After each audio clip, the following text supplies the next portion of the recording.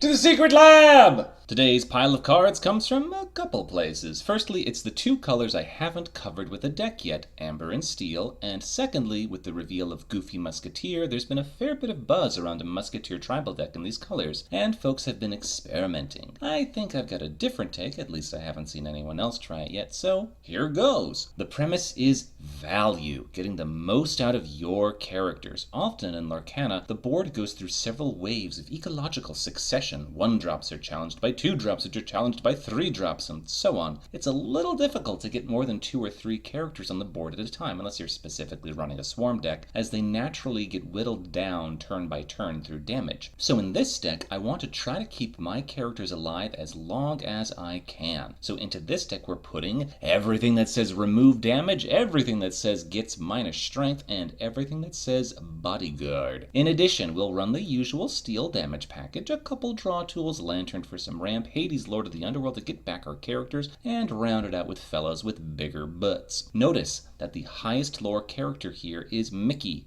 We're not trying to speedrun lore. We're trying to turtle and play the long game. We take challenges whenever we can, and then heal back up with the goal of having a board while the opponent has nothing. As they run out of resources, we start questing with our survivalist brigade, inching our way to 20, while our opponent frantically tries to challenge into bodyguards to stop us. Some notable exclusions: no King of Olympus, no Rockstar, no Captain of the Jolly Roger. The first two are really more deck builder rounds that I'm not really looking to support, and Big Hook is just one too many uninkable cards, as much value as he can give. I'd rather have Hades to get back my characters, and Lantern can get out the big musketeers more quickly. Speaking of the musketeers, Mickey and Goofy! Still no Donald in sight yet. They are a great pair, provided you can get to their ink cost. Dropping Mickey while Goofy is bodyguarding makes him more likely to take out whatever challenges into him, and Goofy can heal back up Mickey's massive bulk, the biggest in the game, thus far revealed. I did say everything that says remove damage and everything that lowers strength, but with some playtesting I found I didn't have enough characters in the deck, so I'm not running Healing Glow or Control Your Temper. The curve of the deck is relatively low, as that's where most of the healing and strength reduction are right now, but it's definitely not a swarmy aggro deck. You want to be playing on curve for the most part. So what should you hope for?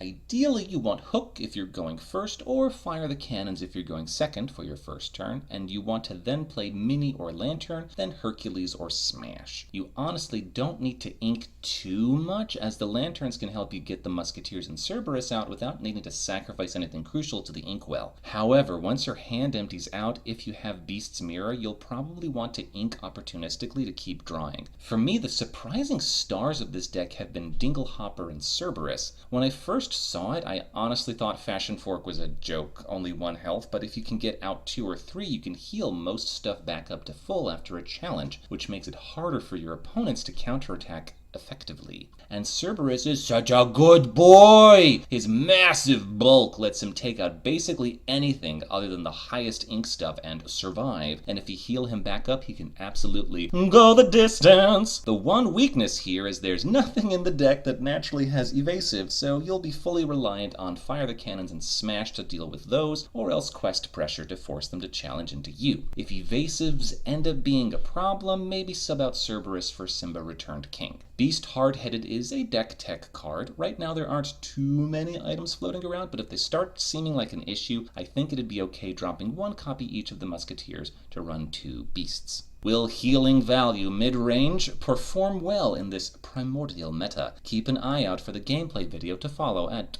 some point.